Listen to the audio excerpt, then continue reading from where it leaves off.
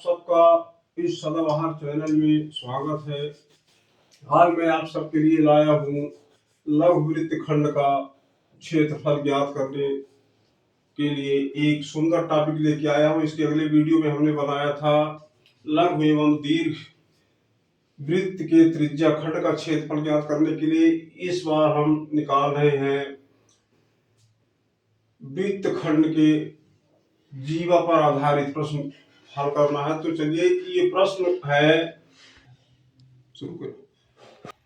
चलिए आज का ये एक प्रश्न है अध्याय 11 का गणित विषय कक्षा 10 में कि 10 सेंटीमीटर त्रिज्या वाले एक वृत्त की कोई जीवा केंद्र पर एक समकोण अंतरित करती है तो संगत लघु वृत्तखंड का क्षेत्रफल ज्ञात करना है।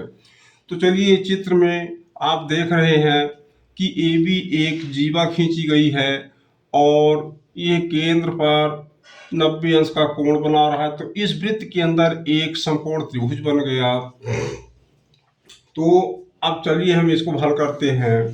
सबसे पहले जो चीज दिया है, इसमें दिया है वृत्त की त्रिज्या OA बराबर 10 सेंटीमीटर। तो यहाँ पर त्रिज्या 10 सेंटीमीटर की दोनों तरफ से दी गई है।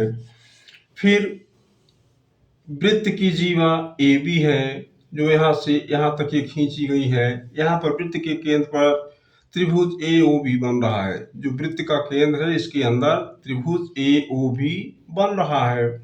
आप त्रिभुज AOB का क्षेत्रफल का सूत्र हम लेकर के पहले त्रिभुज का हम क्षेत्रफल निकालेंगे। तो इसका सूत्र होता है 1/2 गुणे आधार गुणे ऊंचाई। ये सीधे हमने यहाँ तक लिख दिया।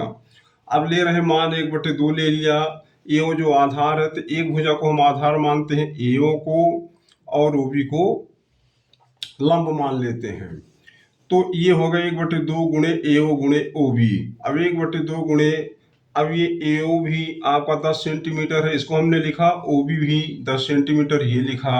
अब 10 दाहम 100, 100 एकम 100/2 यहाँ पर लिख करके 100 में 2 का भाग दिए 50 सेंटीमीटर।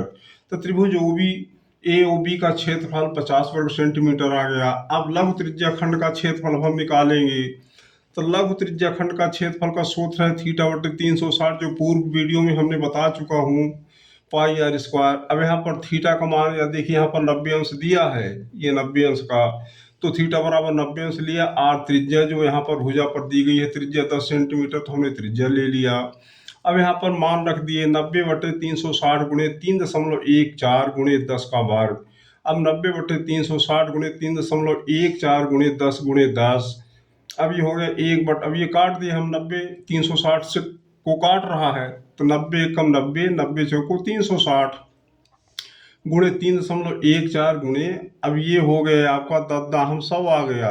अब 4 से ये 100 कट रहा है तो 4 एकम 4, 25 चौको 100।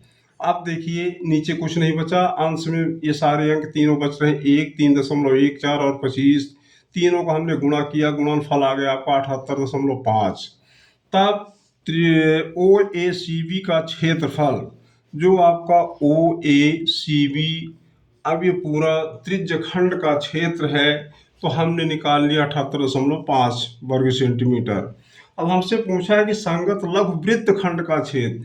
अब संगत इसी की संगत जो लघु वृत्तखंड आपका ABC यहाँ ये बना है, इसका क्षेत्रफल हम निकालेंगे। तो बड़ा सरल तरीका है, हम पूरे इस वृत्तखंड का क्षेत्रफल जो निकाल लिया 78.5, उसमें से हम इस त्रिभुज के क्षेत्रफल को घटा देंगे 50 वर्ग सेंटीमीटर। तो ये हमने सूत्र लिख दिया कि संगत लघु वृत्तखंड ACB का क्षेत्रफल बराबर त्रिज्याखंड OACB का क्षेत्रफल और ऋण त्रिभुज OAB का क्षेत्रफल। तो अब ACB जो आपका ये लघु वृत्तखंड है तो इसका क्षेत्रफल हो जाएगा 78.5 ऋण 50। अब ACB का क्षेत्रफल निकल गया, जब 78.5 में 50 घट गए तो 28.5 सेंटीमीटर ये लघु वृत्तखंड का क्षेत्रफल आ गया। बस आज की वीडियो में तो इस प्रकार से ये संगत लघु वृत्तखंड का क्षेत्रफल हमने निकाल लिया। बड़ा सरल तरीका, थोड़ा सा ध्यान देंगे, बिल्कुल आराम से निकल आएगा। कि सबसे पहले आप पूरे क्षेत्र का निकाल लेंगे, त्रिज्याखंड का क्षेत्रफल, और फिर पूरे क्षेत्रफल में त्रिभुज के क्षेत्रफल को आप घटा देंगे तो सीधे आपका लघु वृत्तखंड का क्षेत्रफल आ जाएगा। तो ये बड़ा इम्पोर्टेंट है, परीक्षाएं आपकी नजदीक है, इस पर ध्यान देकर इसको सीखते रहिए। जो भी कमियां हो तो कमेंट बॉक्स में लिख करके हमें बताते रहिए और चैनल को हमारे सब्सक्राइब करते रहिए ताकि अपडेटेड वीडियो आपके पास आता रहे। धन्यवाद।